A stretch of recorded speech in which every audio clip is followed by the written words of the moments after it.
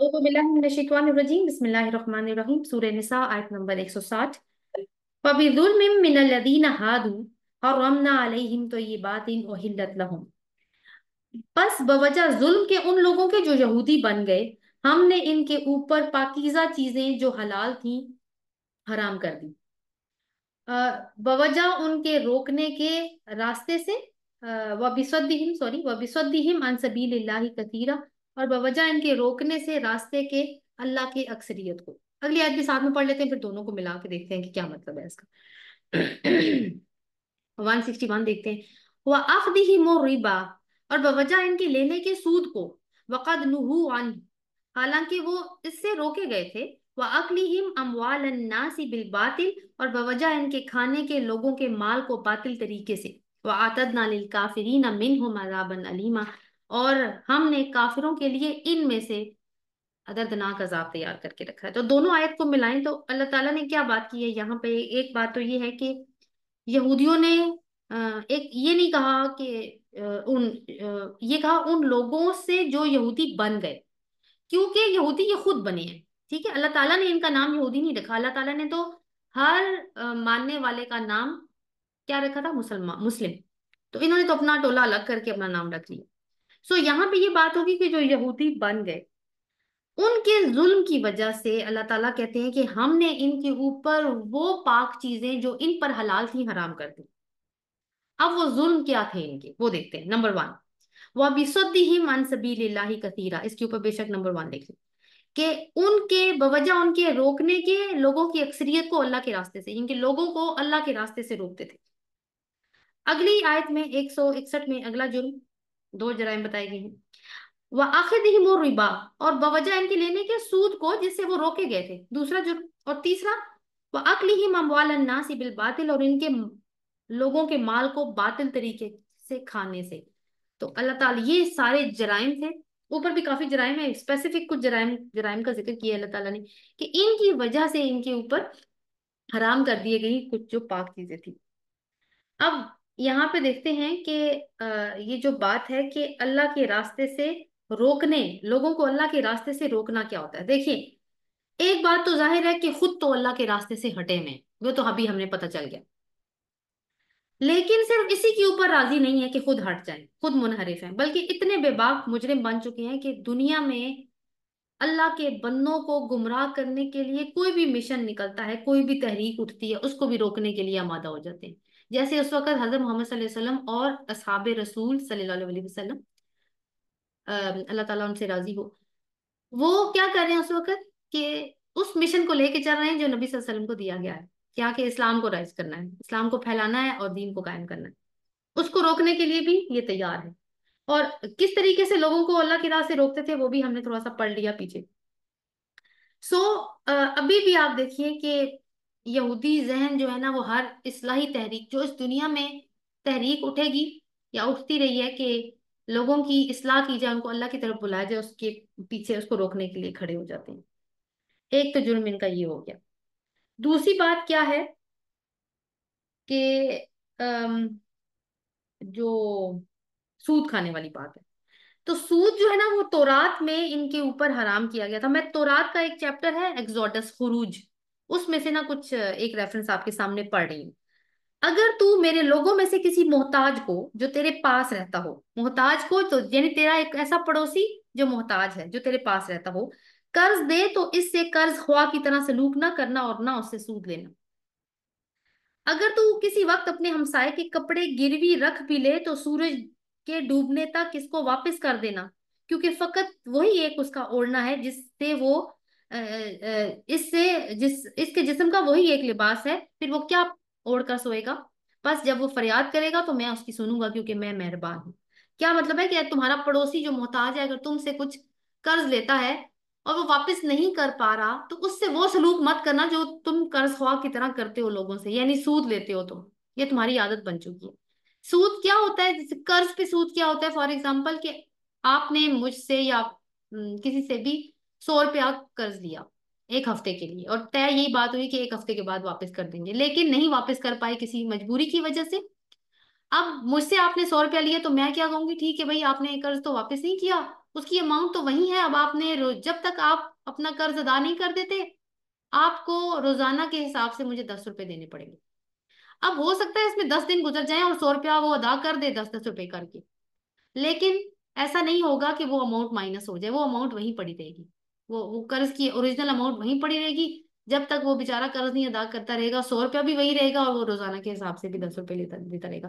تو اس ظلم کی وجہ سے اور اللہ تعالیٰ نے ان کو یہ روکا. اس کے علاوہ بھی کئی مقامات ہیں تورات میں جہاں پہ سود کی حرمت وارد ہوئی ہے، لیکن اس کے باوجود اسی تورات کے ماننے والے یہودی سود لیتے تھے. اور آج بھی یہ جو کیپٹلسٹ معاشرہ انہوں نے بنایا ہے، دنیا میں سب سے بڑے سود خوار یہی ہیں. آپ خود دیکھیں IMF ہے یا جو قرضے دیتے ہیں لوگوں کو بڑے بڑے ممالک ہیں، تو پیچھے کیا یہ انہی کی سوچ ہے کہ بس قرضے دو، ان کو قرضوں کے جال میں پھنساؤ اور سود کھاتے رہو، اور قرض وہیں کے وہیں رہتے ہیں اور سود جو ہے وہ بڑھتا رہتا ہے.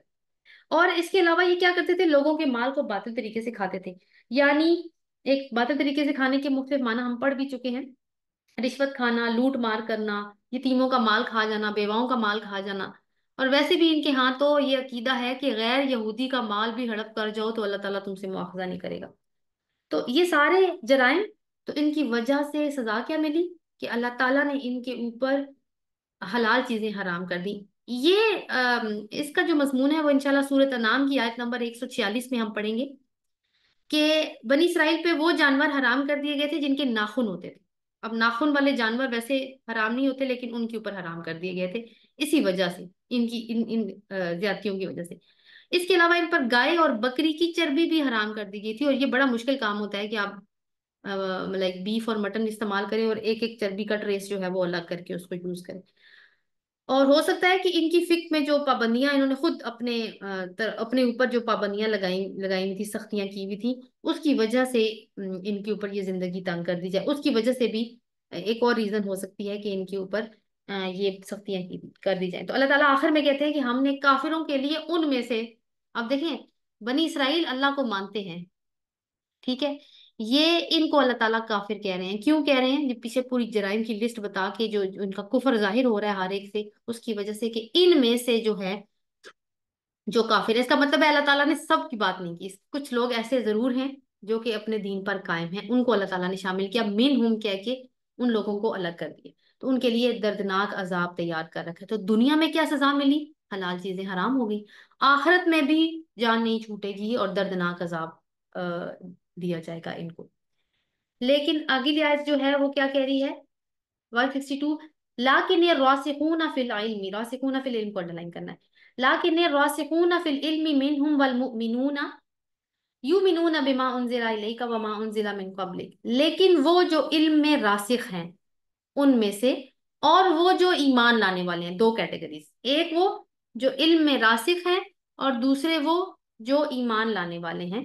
وہ کیا کرتے ہیں؟ وہ اس پر بھی ایمان لاتے ہیں جو آپ کی طرف نازل ہوا. آپ کون؟ آپ سے کون مراد ہے؟ رسول اللہ صلی اللہ علیہ وسلم کے اوپر، یعنی قرآن، اس پہ بھی ایمان لاتے ہیں. اور جو نازل کیا گیا آپ سے پہلے اس پہ بھی ایمان لاتے ہیں. تو سب سے پہلے دیکھتے ہیں کہ راسخون فی العلم کا کیا مطلب ہے. راسخون فی العلم کا مطلب ہے علم میں گڑے ہوئے، جن کی جڑیں علم میں گہری ہیں، ان کا علم سطحی درجے کا نہیں ہے بلکہ وہ علم میں پختگی رکھتے ہیں.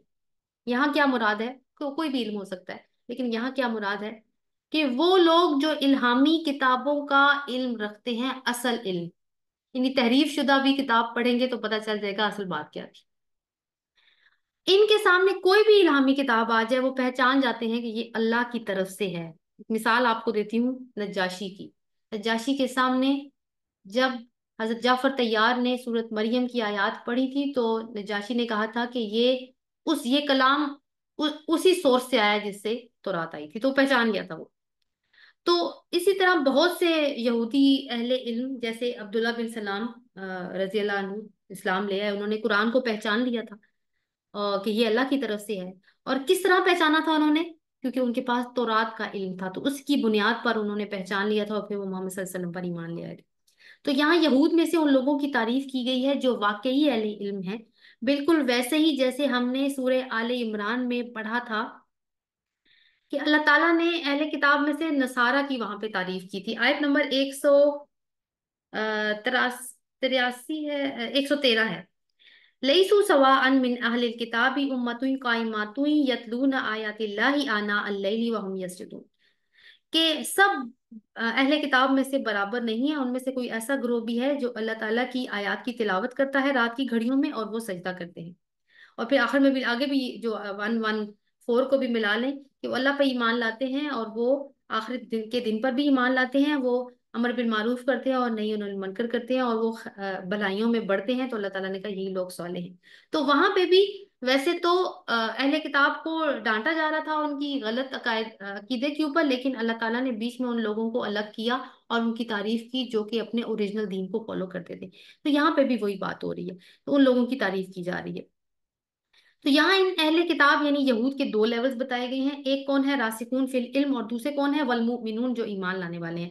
یہ اتنا بڑا درجہ تو نہیں رکھتے جو راسخون کا ہے، لیکن ان میں عام یہودیوں والا بگاڑ بھی نہیں تھا ان مومنین میں۔ یہ سلیم الفطرت لوگ تھے جو دین کو اصلی حالت میں قبول کرتے تھے، تو اب یہ بھی حضرت محمد صلی اللہ علیہ وسلم پر ایمان لے آئے ہیں۔ تو یعنی ایمان لے آئے جو آپ کی طرف نازل ہوا ہے، قرآن پہ ایمان لے آئے، تو قرآن پہ ایمان لانے کا مطلب ہے کہ رسول صلی اللہ علیہ وسلم کی رسالت کو انہوں نے مان لیا ہے، اور جو اس سے پہلے نازل ہوا تھا آپ سے پہلے یعنی تورات، اس پہ تو وہ ایمان رکھتے ہی تھے۔ تو اب ایمان نہیں لائے صرف، بلکہ ایمان کے عملی تقاضے بھی انہوں نے پورے کرنے شروع کر دیے ہیں۔ وہ کون سے ہیں؟ والمقیمین الصلاۃ والمؤتون الزکاۃ، وہ قائم کرنے والے ہیں نماز کو اور وہ دینے والے ہیں زکوٰۃ کو۔ والمؤمنون باللہ والیوم الآخر، اور وہ ایمان لانے والے ہیں اللہ پر اور آخری دن پر۔ تو اس سے ہمیں ایک تو نماز کی اہمیت کا بھی پتہ چلتا ہے۔ اور یہود کی نماز کیا تھی کہ وہ نماز ان کے ہاں باجماعت نماز کا سسٹم تو ان کے ہاں ختم ہو چکا تھا، کیونکہ وہ کہتے تھے کہ ہم سارے مختلف درجات کے لوگ یعنی اہل علم ہیں ہم، اور ہم عام لوگوں کے ساتھ کھڑے ہو کے نماز نہیں پڑھ سکتے۔ تو باجماعت نماز ختم ہو گئی، کرتے کرتے پھر انڈیویجول نماز بھی ختم ہو گئی۔ تو سجدے کا تصور ان کے ہاں ابھی بھی نہیں ہے، بس ایک رکوع کی طرح کا کوئی ریچول ہے جو آپ نے دیکھا ہوگا کہ وہ جھک جھک کے ادا کر رہے ہوتے ہیں۔ زکوٰۃ سے بھی وہ دور تھے، کیونکہ ہم نے ابھی پڑھا ان کو تو سود کھانے کی عادت تھی، وہ تو لوگوں کے مال کو باطل طریقے سے کھاتے تھے، تو ان کے اندر تو لالچ پڑی ہوئی تھی مال کی، مال اکٹھا کرنے کی اور مال کھانے کی۔ تو جن کے اندر دولت کی لالچ پڑ جائے وہ زکوٰۃ تو نہیں دے سکتے، لیکن یہ وہ لوگ ہیں جو نماز بھی قائم کرنے والے ہیں اور زکوٰۃ بھی دینے والے ہیں۔ اور یہ کیوں کرتے ہیں وہ سارے کام؟ کیونکہ وہ اللہ پر ایمان لاتے ہیں اور آخری دن پر ایمان لاتے ہیں، ان کو آخرت کی باز پرس کا ڈر ہے۔ تو آخر میں اللہ تعالیٰ نے کیا ان کے لیے نام رکھا؟ اولئک سنؤتیہم اجرا عظیما، یہی وہ لوگ ہیں کہ عنقریب ہم انہیں بڑا اجر دیں گے۔ یہی کہا ہے بڑا اجر، کتنا بڑا، کس نوعیت کا، وہ ہمیں نہیں پتا، وہ اللہ ہی بہتر جانتا ہے، لیکن ظاہر ہے کہ اللہ تعالیٰ نے اگر اجر عظیمہ کی بات کی ہے تو ایسا اجر ہوگا جس کا ہم تصور نہیں کر سکتے۔ اب یہ دیکھیے کہ یہ جتنی بھی آیات ہم نے پڑھی، یہاں پہ ہمارا وہ مضمون مکمل ہو گیا جس کو ہم نے شروع کیا تھا، کہ یہاں پہ اہل کتاب کے ساتھ وارننگ ہے اور ایک غضب کا انداز ہے، ان کو ان کے جرائم یاد کروائے جا رہے ہیں۔ اب آپ دیکھیے کہ یہ جو خطبہ ابھی نازل ہو رہا ہے، رسول اللہ صلی اللہ علیہ وسلم اس کو پڑھ کے سنا رہے ہیں۔ ایک تو رسول اللہ صلی اللہ علیہ وسلم اس کو سن رہے ہیں، پھر سنا بھی رہے ہیں، مسلمان اس کو سن رہے ہیں، منافقین ان کو سن رہے ہیں، اور یہود بھی ان کو سن رہے ہیں۔ تو ہر لیول پہ کیا اثر ہو رہا ہے؟ تو رسول اللہ صلی اللہ علیہ وسلم کو تو تسلی دیتی گئی کہ ان کا واسطہ کیونکہ اب اہل کتاب سے آ رہا تھا اور وہ طرح طرح کے مطالبات کر رہے تھے، جس میں سے کچھ کا ذکر آپ بھی کیا۔ تو اللہ تعالیٰ نے تسلی دی ہے کہ دیکھیے ان کی یہ ہسٹری ہے، تو آپ پریشان نہ ہوں، اس قوم کی یہ عادت بن چکی ہے، ان کی سرشت میں یہ چیزیں شامل۔ مسلمانوں کو ایک طرح سے وارن کیا گیا ہے کہ دیکھو تم یہ حرکتیں مت کرنا جو پچھلی قوم کرتی رہی ہے، کیونکہ تمہیں اب امت وسطیٰ بنایا گیا، تمہاری رسپانسبلٹیز اور طرح کی۔ منافقین کو بتایا جا رہا ہے کہ دیکھو اب یہ ہم نے خود بھی دیکھا کہ منافقت اور جو یہود کے اندر جو ایلیمنٹس پائے جاتے ہیں، اخلاقی گراوٹ، بد اعتقادی، منافقین کے اندر بھی وہی چیزیں پائی جا رہی ہیں، بہت زیادہ حد تک وہ چیزیں ان کے اندر بھی پائی جا رہی ہیں۔ تو ان کو بتایا جا رہا ہے کہ دیکھو تم کہنے کو مسلمان ہو، تم اپنے آپ کے اوپر اپنے اوپر مسلمان کا لیبل لگا کے گھومتے ہو، کیونکہ منافق تو اپنے اوپر منافق کا لیبل تو نہیں لگا کے گھومے گا، تھے تو مسلمان۔ تو تمہیں ان کو بھی ان اے وے وارن کر دیا گیا ہے، اور یہود کو تو سامنے سامنے بتا دیا گیا ہے کہ دیکھو یہ تمہارے جرائم کی لسٹ ہے۔ تو ساتھ ساتھ جرائم کی لسٹ جب یاد کروائی جائے تو جو بھی سلیم الفطرت لوگ ہوتے ہیں پھر وہ اپنے جرم کو ریئلائز کرتے ہوئے اپنے راستوں کو درست کرنے کی کوشش کرتے ہیں۔ آگے پڑھتے ہیں، اگلی جو آیت کا گروپ ہے وہ 163 سے لے کے 175 تک ہے۔ آئی ہوپ کہ آپ یہ ترتیب جو ہے وہ نوٹ کر رہے ہوں گے۔ اس میں ان آیات میں رسول اللہ صلی اللہ علیہ وسلم کو تسلی دی جا رہی ہے کہ یہ جو وحی آپ کے اوپر اتری ہے یہ کوئی نئی چیز نہیں ہے، رسول پہلے بھی آتے رہے ہیں، اگر یہ لوگ نہیں مانتے تو آپ کا یا کسی رسول کا قصور نہیں ہے، ان کا اپنا قصور، یہ اپنی جانوں پہ ظلم ڈھا رہے ہیں۔ اور پھر نصارہ سے بعد میں خطاب ہوگا جس میں ان کو وارن کیا جائے گا اور دعوت بھی دی جائے گی۔ تو دیکھتے ہیں آیت نمبر 163۔ آج ہم 163، 164 اور 165 ہی انشاءاللہ کر پائیں گے۔ انا اوحینا 163، انا اوحینا الیکا کما اوحینا الی نوح والنبیین من بعد، بے شک ہم نے آپ کی طرف وحی کی جیسا کہ ہم نے وحی کی تھی نوح کی طرف اور نبیوں کی طرف جو ان کے بعد آئے تھے۔ تو کیا مطلب ہے اس بات کا؟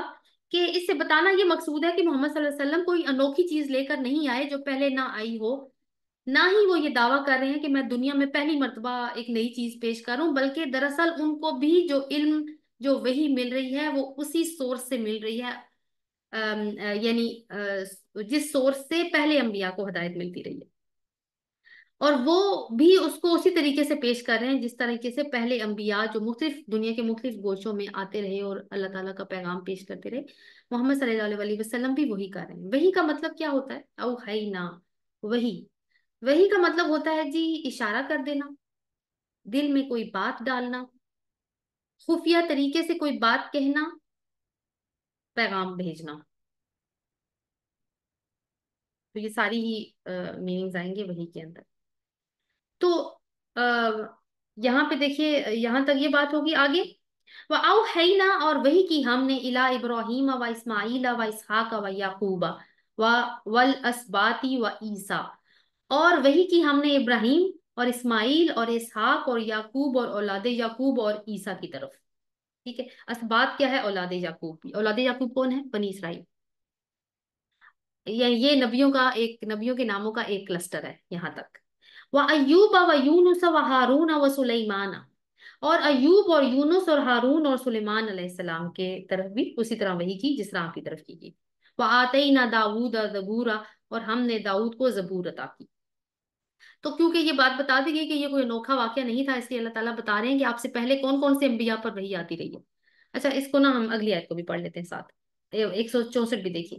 وَرُسُلًا قَدْ قَصَصْنَاهُمْ عَلَيْكَ مِن قَبْلُ، اور کئی رسول تحقیق ہم نے ان کا آپ کے اوپر اس سے پہلے ذکر کر دیا۔ وَرُسُلًا لَمْ نَقْصَصْهُمْ عَلَيْكَ، اور کئی رسول جن کا ہم نے آپ پر ذکر نہیں کیا۔ وَكَلَّمَ اللَّهُ مُوسَىٰ تَكْلِيمًا، اور کلام کیا اللہ نے موسیٰ سے کلام کرنا۔ تو 163 اور 164 کو ملا کے دیکھیں تو 12 انبیاء کے نام ملتے ہیں ایک ہی جگہ پر، مگر یہ سب انبیاء کے نام نہیں ہیں، کیونکہ ظاہر ہے کہ 1,24,000 کی تعداد بتائی جاتی ہے تقریباً، اور دنیا کی ہر قوم پر رسول اور انبیاء آئے ہیں۔ اور یہ ہمیں اس طرح سے معلوم ہوتا ہے کہ جہاں پہ ہم بہت سارے مذاہب کی اسٹڈی کرتے ہیں نا دنیا میں، کیا ان کی بگڑی ہوئی شکلیں ابھی ہمیں ملتی ہیں، جیسے آتش پرست ہیں، یا گریک مائتھولوجی کو دیکھیں، ایون کبھی ڈاکٹر ذاکر نائک کو سنا ہو آپ نے، تو وہ تو ہندوؤں کے ویدوں سے بھی ثابت کرتے ہیں کہ یہ بھی کبھی توحید والا مذہب ہوا کرتا تھا۔ بہرحال ان انبیاء کا تذکرہ قرآن پاک میں بار بار آیا ہے اور دو وجوہات کی بنا پہ آیا ہے۔ ایک تو قرآن کے مخاطب مشرکین مکہ تھے، وہ ان نبیوں کے ناموں سے زیادہ تر سے واقف تھے، اور دوسری وجہ یہ ہے کہ اہل کتاب بھی اس کتاب کا کیونکہ ایڈریس ان کو بھی کیا جاتا ہے، بنی اسرائیل کو، اور ان کے ہاں بھی ان ناموں سے یہ بھی واقفیت رکھتے ہیں۔ اب ناموں کی ترتیب بڑی اہم ہے، میں نے آپ سے جہاں سے کہا نا کہ ایک کلسٹر یہاں پہ ختم ہو جاتا ہے۔ اب سب سے پہلے آپ دیکھیں کہ نوح علیہ السلام کا تذکرہ ہے۔ نوح علیہ السلام کون ہے؟ ان کو آدم ثانی کہا جاتا ہے، کیونکہ حضرت آدم علیہ السلام سے حضرت نوح علیہ السلام تک جو اولاد آدم چلی، آپ کو پتا ہے کہ نوح علیہ السلام کے دور میں جو انہوں نے 950 سال کی تبلیغ کی، اس کے نتیجے میں جب نہیں لوگ مانے، بہت کم لوگ ایمان لائے، تو کیا سزا ملی تھی اللہ تعالیٰ کی طرف سے؟ کہ پوری دنیا میں سیلاب آیا تھا، تو اس سے نسل انسانی ختم ہو گئی تھی، اور پھر جو نسل انسانی ہے وہ ان کے 3 بیٹوں سے چلی تھی۔ تو اس لیے حضرت نوح علیہ السلام کو آدم ثانی کہا جاتا ہے۔ اس کے بعد حضرت ابراہیم سے لے کے حضرت عیسیٰ تک ترتیب جو ہے نا وہ زمانی ہے، یعنی ترتیب سے ان کے انبیاء ہیں۔ پہلے ابراہیم آئے، پھر اسماعیل علیہ السلام آئے، پھر ان کے بیٹے اسحاق علیہ السلام، حضرت ابراہیم علیہ السلام کے بیٹے اسحاق علیہ السلام، پھر اسحاق علیہ السلام کے بیٹے یعقوب علیہ السلام اور ان کی اولاد، اور پھر اس اولاد کی آخری کڑی یعنی بنی اسرائیل میں پھر آخری پیغمبر کون سے ہے؟ عیسیٰ علیہ السلام۔ لیکن ایوب علیہ السلام سے پھر آگے سلیمان علیہ السلام کا تذکرہ آیا، اور پھر حضرت داؤد کا الگ سے، یہ ترتیب سے تھوڑے الگ ہے۔ ان کی ترتیب جو ہے وہ صفات کے اعتبار سے ہے۔ کون سی کامن صفات ان کے اندر پائی جاتی ہیں؟ ان کو اللہ تعالیٰ نے مختلف طرح کی آزمائشوں سے آزمائشیں دیں، لیکن ان کے اندر صبر اور شکر کی صفات پائی جاتی تھی۔ انہوں نے سب آزمائشوں کا مقابلہ صبر اور شکر کے ساتھ کیا۔ ایوب علیہ السلام کو اللہ تعالیٰ نے بہت لمبی بیماری اور رزق کی تنگی، اولاد اور فیملی کے خسارے سے آزمایا، لیکن انہوں نے صبر اور شکر کا دامن تھام کے رکھا۔ یونس علیہ السلام مچھلی کے پیٹ میں چلے گئے، مچھلی سمندر کے نیچے چلی گئی، صرف صبر کیا، اللہ کی حمد بیان کرتے رہے، اور کیا کون سی تسبیح تھی؟ لا الہ الا انت سبحانک انی کنت من الظالمین، کوئی نہیں ہے، کوئی الہ نہیں ہے سوائے تیرے، تو پاک ہے، بے شک میں ہی ظالموں میں سے۔ پھر ہارون علیہ السلام کا تذکرہ ہے۔ ہارون علیہ السلام کون ہے؟ موسیٰ علیہ السلام کے بھائی ہیں، ہر جگہ ان کی سپورٹ بن کے کھڑے رہے۔ قرآن میں ذکر ہے کہ موسیٰ علیہ السلام کے طور پر جانے کے بعد قوم نے جب شرک کا ارتکاب کیا تھا تو ہارون علیہ السلام نے ان کو سیدھے راستے پر لانے کی ہر ممکن کوشش کی تھی، لیکن قوم ان کی جان کے در پہ ہو گئی۔ لیکن اس سارے حالات میں بھی وہ قوم کے اندر ہی رہے، ان کو چھوڑ کر نہیں گئے، اپنا کام پوری طرح صبر کے ساتھ کرتے رہے۔ پھر سلیمان علیہ السلام اور داؤد علیہ السلام کا تذکرہ ہے، بالکل ہی اپوزٹ، دونوں انبیاء بھی ہیں، باپ بیٹا بھی ہیں، اور بادشاہ بھی ہیں۔ انبیاء میں بادشاہ ہیں، یعنی اس طریقے سے ایک اور پوزیشن پہ ہیں، معاشرے میں جس کو ہم پوزیشن والا کہتے ہیں نا، وہ والی پوزیشن ہے ان کی۔ نعمتوں کی کثرت کے باوجود صبر کرنے والے ہیں اور شکر کرنے والے ہیں۔ ان پہ بھی آزمائشیں آئی ہیں جو کہ انشاءاللہ ہم بعد میں پڑھیں گے سورہ نمل میں اور سورہ صاد میں۔ تو یہ صفاتی اعتبار سے دیکھیں تو ایوب علیہ السلام اور یونس علیہ السلام کو مایوس کن حالات سے آزمایا گیا، اس کے برعکس سلیمان علیہ السلام اور داؤد علیہ السلام کو کثرت اموال سے آزمایا گیا۔ آخر میں کہا کہ واتعینہ داؤد زبورا، خاص طور پر زبور کا ذکر، یہ کتاب داؤد علیہ السلام پہ نازل ہوئی تھی، زبور، اور اس میں اللہ تعالیٰ کی حمد کے ترانے تھے، ایسے ترانے جن کو سن کر دل موم ہو جاتا تھا، نرم ہو جاتا تھا دل۔ قرآن میں حمد ہے اللہ تعالیٰ کی، لیکن شریعت بھی ہے، تو اس میں شریعت نہیں تھی۔ تو لب لباب کیا ہے کہ پیغمبروں کا ایک پورا قافلہ ہے جو اپنے اپنے وقت پہ چلتا آ رہا ہے، کوئی کسی علاقے میں، کوئی کسی اور علاقے میں، سب کے سب صرف اللہ وحدہ لا شریک کے نمائندے ہیں، اسی سے وہی حاصل کرتے ہیں، کسی نے اپنی طرف سے کوئی چیز پیش نہیں کی۔ تو اسی طرح نبوت کے سلسلے کے اس پورے قافلے کی آخری کڑی محمد صلی اللہ علیہ وسلم رسول اللہ ہیں، جو کہ خاتم النبیین ہیں، اور ان کو بھی وہی وعدہ اللہ شریک ذات وہی دے رہی ہے جس نے باقیوں کو دی۔ اور 164 میں اللہ تعالیٰ نے بتا دیا کہ بہت سارے انبیاء گزرے ہیں اور سب کے قصے ہم نے آپ کو نہیں بتائے، کچھ کے قصے سنائے ہیں۔ موسیٰ علیہ السلام کا ذکر فرمایا ہے خاص طور پر اللہ تعالیٰ نے، کہ ان کا ذکر کیوں ہے؟ کیونکہ وہی کی بات ہوئی، تو دوسرے انبیاء علیہ السلام پہ تو وہی اسی طرح آتی تھی کہ ایک آواز آ رہی ہے یا فرشتہ پیغام سنا رہا ہے یا دل پہ نازل ہو رہی ہے، لیکن موسیٰ علیہ السلام کے ساتھ ایک خاص معاملہ یہ ہے کہ اللہ تعالیٰ نے ان کے ساتھ گفتگو کی جس طرح دو لوگ گفتگو کرتے ہیں، لیکن ظاہر ہے کہ یہ پردے کے حجاب کے اندر رہ کے یہ گفتگو تھی، انہوں نے اللہ تعالیٰ کو دیکھا نہیں ہے۔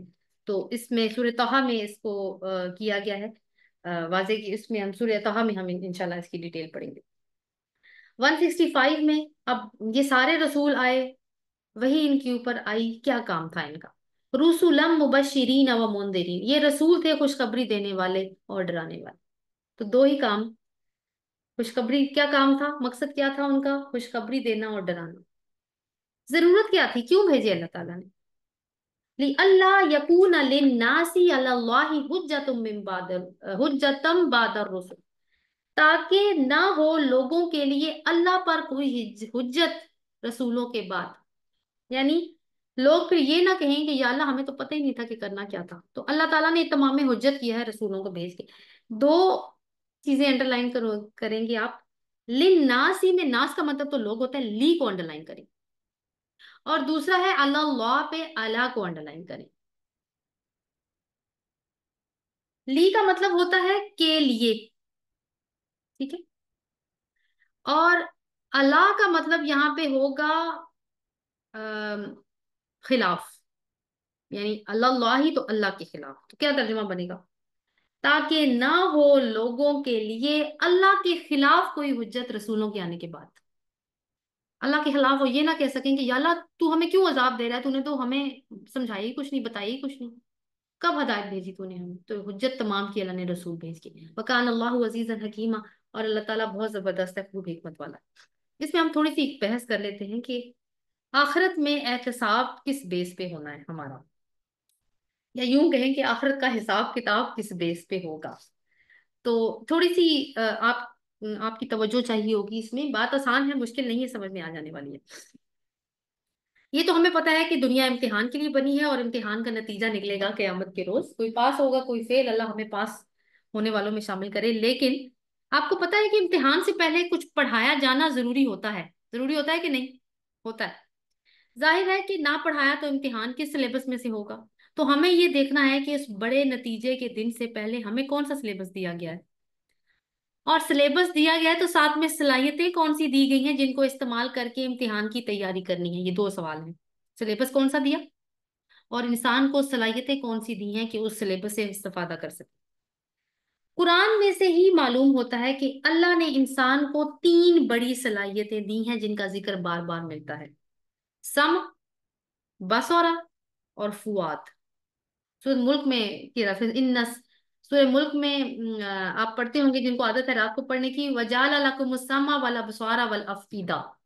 ٹھیک ہے، یہ ایک ریفرنس. ویسے میں آپ کو بتاتی ہوں، سم سین میم آئین اس کا مطلب ہے سننا، کان دیے، بصرا دیکھنا، آنکھیں دی، والفؤاد فؤاد کا ویسے قرآن میں آپ ترجمہ پڑھیں تو مطلب دل لکھا جاتا ہے، لیکن دل کے لیے عربی میں قلب کا لفظ استعمال ہوتا ہے. تو فؤاد کا مطلب، اس کا مطلب ہے کہ دل وہ والا دل نہیں ہے جو ہمارے سینے میں دھڑکتا ہے. یہ بیسیکلی عقل کی بات ہو سکتی ہے یا کوئی فیصلہ سازی کی ایک صلاحیت ہو سکتی ہے انسان کے اندر. اور فی الحال جو ہمیں سائنس کے تھرو پتا ہے وہ یہی ہے کہ عقل فیصلہ کرتی ہے. یعنی عقل جو ہے، دماغ جو ہے وہ انٹرپریٹ کرتا ہے انفارمیشن لے کر. قرآن کے ریفرنسز میں نے ایک آپ کو دے دیا. دوسرا سورہ بنی اسرائیل کا ہے، ان السمع والبصر والفؤاد کل اولئک مسئولا. بے شک کہ تمہارے کان، تمہاری آنکھیں اور جو تمہیں یہ جو سوچنے کا مرکز دیا نا، ہر ایک کے بارے میں سوال ہوگا. اور سورہ سجدہ میں بھی اسی طرح کی آیت آتی ہے. سورہ ملک کا میں نے آپ کو حوالہ دیا. تو آنکھیں، کان، یہ کیا ہے؟ یہ عقل کے ذرائع ہیں. یہ انفارمیشن لے کے دماغ میں لے جاتے ہیں اور پھر دماغ فیصلہ کرتا ہے. فار ایگزامپل، آپ سامنے اپنے سامنے دیکھیں، سامنے جو بھی آپ نے دیکھا ہے، کوئی انفارمیشن آپ کی آنکھیں لے کے آپ کے دماغ تک پہنچائی ہے نا انہوں نے، تو آپ کو پتا چلا ہے کہ میرے سامنے لیپ ٹاپ پڑا ہے تو میں کہوں گی ہاں یہ لیپ ٹاپ ہے. اسی طرح کام کرتا ہے ہمارا دماغ. یا کوئی چیز آپ سنیں گے، باہر گلی سے کوئی آواز آئے گی تو آپ کہیں گے ہاں ہاکر جا رہا ہے، یہ کسی بچے کے رونے کی آواز ہے، یا بیل بجی ہے، یا پرندہ بولا ہے. تو کون فیصلہ کر رہا ہے؟ آپ کا وہ دماغ، فؤاد جس کو قرآن کہتے ہیں. ایک چیز تو یہ صلاحیتیں تین ہوگی. دوسری چیز جو اللہ نے انسان کے اندر رکھی ہے وہ روح ہے. اور اسی روح کی وجہ سے انسان کے اندر فطری طور پر یہ صلاحیت موجود ہے کہ وہ اچھائی اور برائی میں تمیز کر سکتا ہے. سورہ شمس میں اللہ تعالیٰ ارشاد فرماتے ہیں، وَنَفْسٍ وَمَا سَوَّاهَا، اور نفس جس کو ہم نے سیدھا کر کے بنایا، فَأَلْهَمَهَا فُجُورَهَا وَتَقْوَاهَا، پس ہم نے اس کو الہام کر دیا، اس کا فجور بھی اور اس کا تقوی بھی. فجور یعنی برائیاں، اور تقوی اچھائی کے معنی میں. تو دونوں چیزیں ہم نے اس کو بتا دی. یعنی وہ جرم کو بھی جانتا ہے، وہ تقوی کو بھی جانتا ہے. یہ وہ بائی نیچر جانتا ہے. اس کے لیے مسلمان ہونے کی ضرورت نہیں ہے، اس کے لیے قرآن پڑھنے کی ضرورت نہیں. پوری دنیا میں ہر کوئی تو قرآن نہیں پڑھتا، غیر مسلم لوگ بھی ہیں، لیکن ان کو پتا ہے کہ مورل سٹینڈرڈز کیا ہیں، سچ اچھا ہے، جھوٹ برا ہے، سب کو پتا ہے. جھگڑا برا ہے، صلح اچھی ہے، یہ سب کو پتا ہے. کیسے پتا چلا؟ روح کی وجہ سے. اور روح کیا ہے؟ غیبی چیز ہے، اس کا تعلق غیب کی دنیا سے ہے، جبکہ آنکھوں، کانوں اور عقل کا تعلق اس دنیا سے ہے. اب اگر صرف اسی بنیاد پر ہی محاسبہ ہو جاتا، کس بنیاد پر؟ کہ دنیا کو مشاہدہ کرنے کی صلاحیت اللہ تعالیٰ کہتے کہ میں نے تمہیں دی ہے، عقل میں نے تمہیں دی، تمہیں پتا ہے کہ بنیادی چیزیں جو جو جو دی ہیں وہ تمہیں دے دی تھی میں نے. فطرت بھی میں نے تمہیں دے دی تھی کہ تمہیں پتا تھا کہ اچھائی اور برائی میں تمیز کیا ہے. تو اگر صرف اسی بنیاد پر محاسبہ ہوتا تو بھی ہو سکتا تھا. تمہیں پتا تھا نا فلانا کام غلط تھا، پھر بھی تم نے کیا، آپ سزا بھگتو. مگر اللہ تعالیٰ نے ایسا کیا نہیں. اللہ کی سنت ہے کہ وہ حجت تمام کرتا ہے. اور وہ اللہ تعالیٰ نے کیسے کی؟ اپنے نبی اور رسول بھیجے. اللہ نے ان کو انسانوں ہی میں سے چنا. یہ ایسے لوگ تھے جو اعلیٰ کردار اور اخلاق کے مالک تھے. ان کا کردار معاشرے میں ایک سند کی حیثیت رکھتا تھا. رسول اللہ صلی اللہ علیہ وسلم کو صادق اور امین کب کہا گیا تھا؟ وہی آنے کے بعد یا پہلے؟ پہلے کہا گیا تھا. ان سے فیصلے ان کی باسط سے پہلے کروائے جاتے تھے. اسی طرح باقی انبیاء کو بھی، ان کا ہم قرآن میں جو اکاؤنٹ پڑھتے ہیں، وہ اپنے معاشرے کے ایسے لوگ تھے جن کا کردار اسٹیبلش تھا، ویل اسٹیبلش تھا. لوگ ان کے کردار کی گواہیاں دیا کرتے تھے. ان کے پاس اللہ نے اپنی وحی بھیجی اور واضح طور پر بتا دیا کہ کیا کرنا ہے اور کیا نہیں کرنا. تمہارے اس دنیا میں آنے کا مقصد کیا ہے اور اس مقصد کو تم نے کس طریقے سے حاصل کرنا ہے. پھر ظاہر ہے کہ یہ اللہ کے نمائندے ہیں، انہوں نے ایک دن فوت بھی ہو جانا ہے. تو کہیں تم بھول نہ جاؤ تو اللہ تعالیٰ نے کتاب بھی دے دی، یعنی سلیبس بھی مل گیا. تو دونوں سوالوں کے جواب آگے، صلاحیتیں دی اور سلیبس بھی دے دیا. اور سلیبس میں قرآن کا میں نے ذکر کیا، سنت کو نہیں بھولنا ہم نے، اس لیے کہ سنت تو پریکٹیکل ڈیمونسٹریشن ہے قرآن کی. یعنی صرف اب ہمارے پاس سلیبس کی لکھی لکھائی کتاب نہیں ہے، ہمارے پاس پریکٹیکل گائیڈ بھی موجود ہے اپنی سنت کی شکل میں، آخری حجت کے طور پر. تو رسولوں کے آنے کا مقصد کیا نکلا؟ پھر آئے دیکھیں، मुबश्शिरीन व मुंदिरीन, खुशखबरी देने वाले और डराने वाले। किसको खुशखबरी? जिन्होंने मान लिया। और डराना किनको है? जो नहीं मानते। तो रसूलों के आने के बाद हक और बातिल बिल्कुल वाजे हो जाता है, फिर कोई बहाना नहीं रहता। तो यही आखिरत के मुहासबे का की फिलॉसफी है। आप रसूल किसी को जबरदस्ती हिदायत पर नहीं ला सकते। तो रसूलों ने क्या किया, पिछली डिस्कशन माइंड में रखनी है, ठीक है। कि सलाहियतें यानी आंख कान और दिल, और रूह यानी फितरत में जो अच्छाई और बुराई की तमीज मौजूद है, इन्हीं दोनों चीजों को इस्तेमाल किया। रसूलों ने अक्ल को झिंझोड़ा। कैसे? आंखें इस्तेमाल करो, कान इस्तेमाल करो, आसपास देखो, अल्लाह की आयत बिखरी पड़ी हैं, सोचो ये खुद ब खुद बन गई, और तो करो। हर एक चीज का कोई मकसद है। सारी चीजें तुम्हारे फायदे के लिए काम कर रही हैं। सूरज देख लो, चांद, तारे, दिन और रात। रात को तुम रेस्ट करते हो, दिन को तुम काम करते हो। पौधे निकल रहे हैं तुम्हें खुराक देने के लिए, फल पक रहे हैं, बारिश हो रही है, नींद तुम्हें अल्लाह ने दी है रेस्ट करने के लिए रात को। पैदाइश के मराहिल को देख लो। तो जिसके फायदे के लिए ये सब चीजें बनाई गई हैं, क्या उसका कोई मकसद नहीं होगा? तो अक्ल फैसला करती है ना, फिर कुछ ना कुछ ये सारे सवाल जब सामने आते हैं। हजरत इब्राहिम ने भी फैसला किया था ना।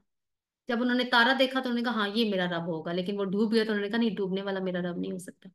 फिर चांद देखा, फिर इसी तरह सूरज देखा, तो एक फैसले पे पहुंचे ना फिर वो, अकल इस्तेमाल की।